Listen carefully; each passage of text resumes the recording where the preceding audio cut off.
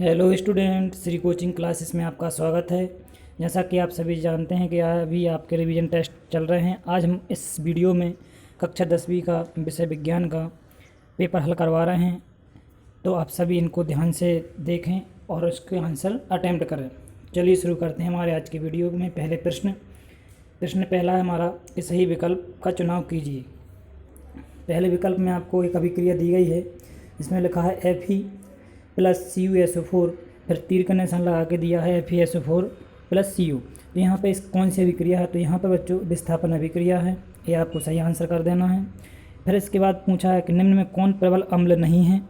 तो इनमें से जो आपका प्रबल अम्ल नहीं है वो है आपका H2CO3, दूसरा ऑप्शन।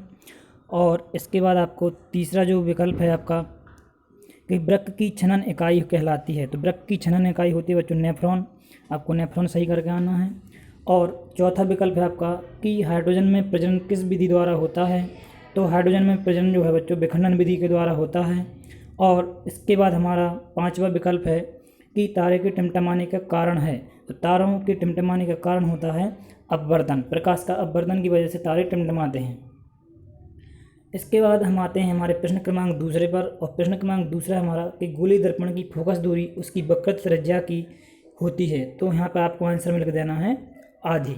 ठीक है। और इसके बाद प्रश्न क्रमांक दूसरा हमारा कि पौधों में खाद्य पदार्थों का स्थानांतरण किसके द्वारा होता है? तो आपको वहाँ पे ऊतक का नाम लिखना। तो यहाँ पे लिखेंगे आप फ्लोएम ऊतक। फ्लोएम आपको इस प्रकार से लिखना है, फ्लोएम।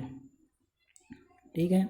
इसके बाद हमारा क्रेब्स चक्र की क्रिया, तो यहाँ पे आपको लिखना है माइटोकॉन्ड्रिया के अंदर पूर्ण होती है। और इसके बाद चौथा विकल्प है हमारा कि मेंढक के हृदय में कितने कक्ष होते हैं? तो मेंढक के हृदय में लिख देना आपको आंसर में 3 कक्ष होते हैं। और पांचवा विकल्प हमारा कि लोहे में जंग लगना कौन सी क्रिया का उदाहरण है? तो यहाँ पे आप आंसर में लिखेंगे रासायनिक क्रिया का उदाहरण है। इसके बाद हमारा जो है नेक्स्ट प्रश्न आता है सही जोड़ी बनाकर लिखिए। तो सही जोड़ी में व्यंजक चूर्ण आपको यहाँ पे दिया हुआ है और अंक दिया है कॉपर सल्फेट CaSO4.2H2O। तो इसके लिए आप यहाँ पर जोड़ियों को देखते हैं, पूरी जोड़ी क्या। देखिए दूसरा आपका है plaster of Paris. Plaster of Paris का सूत्र बच्चों आपको जो पहला दिया था वो प्लास्टर ऑफ पेरिस का सूत्र है। और जिप्सम आपको जो दिया है जिप्सम का सूत्र बच्चों ये आपको CaSO4 होता है। ठीक है। इसके बाद ऑक्जेलिक अम्ल का सूत्र, तो ऑक्जेलिक अम्ल का सूत्र बच्चों उसके सामने ही आपको दिया हुआ है। और सिरके का सूत्र बच्चों उसके सामने ही आपको दिया हुआ है। तो ये सभी आपके आंसर जो सही हैं। और व्यंजक चूर्ण जो है, व्यंजक चूर्ण बच्चों जो पहला था उसका ये आपको CaOCl2 आपको ये वाला सूत्र उसके सामने लिखना है। व्यंजक चूर्ण का सूत्र CaOCl2 होता है।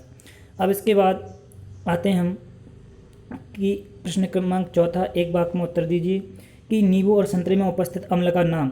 तो नींबू में और संतरे में बच्चों सिट्रिक अम्ल होता है, उसको आपको लिख देना है सिट्रिक अम्ल। उनका नाम क्या है? सिट्रिक अम्ल है। ठीक है। इसके बाद शुद्ध जल में हाइड्रोजन आयनों की सांद्रता कितनी होती है? तो शुद्ध जल में हाइड्रोजन आयनों की सांद्रता 1×10⁻⁻14 ये इसकी सांद्रता होती है, हाइड्रोजन आयनों की सांद्रता। यहाँ पे बच्चों 10⁻⁻14 ना करके आपको 10⁻⁻7 करना है। ये हाइड्रोजन आयनों की संख्या यहाँ पर होती है। ठीक है। शुद्ध जल की हाइड्रोजन आयनों की सांद्रता, सिर्फ हाइड्रोजन आयनों की सांद्रता पूछी है। जो 10⁻14 होता है वो टोटल जल की आयनों की सांद्रता होती है, जल का गुणनफल की। अब लेंस की क्षमता का सूत्र होता है, लेंस की क्षमता का सूत्र, तो यहाँ पर आपको बच्चों यहाँ पर बता दें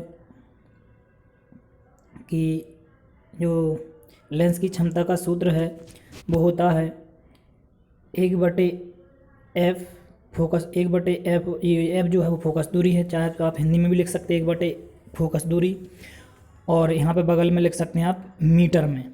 ठीक, क्योंकि ये फोकस दूरी जो मीटर में है, सेंटीमीटर में भी लिख देते हैं कभी कभी। ठीक है। तो आपको 1/f फोकस दूरी लिख देना है, ये लेंस की क्षमता का सूत्र है। और इसके बाद हम आते हैं दर्पण सूत्र पर। तो दर्पण सूत्र हमारा होता है 1/f बराबर 1/v प्लस 1/u। अगर लेंस का सूत्र पूछते तो बच्चों यहाँ प्लस की जगह पर माइनस आ जाता है, इतना चेंज रहता है। इसके बाद हमारा जो लास्ट विकल्प है कि प्लेनेरिया में प्रजनन की विधि का नाम क्या है, तो प्लेनेरिया में जो प्रजनन की जो विधि होती है वो होती है पुनरुद्भवन। क्या होती है?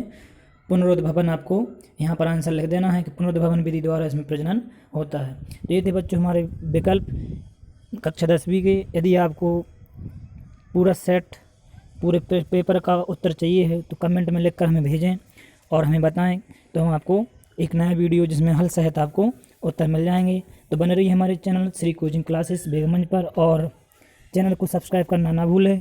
धन्यवाद।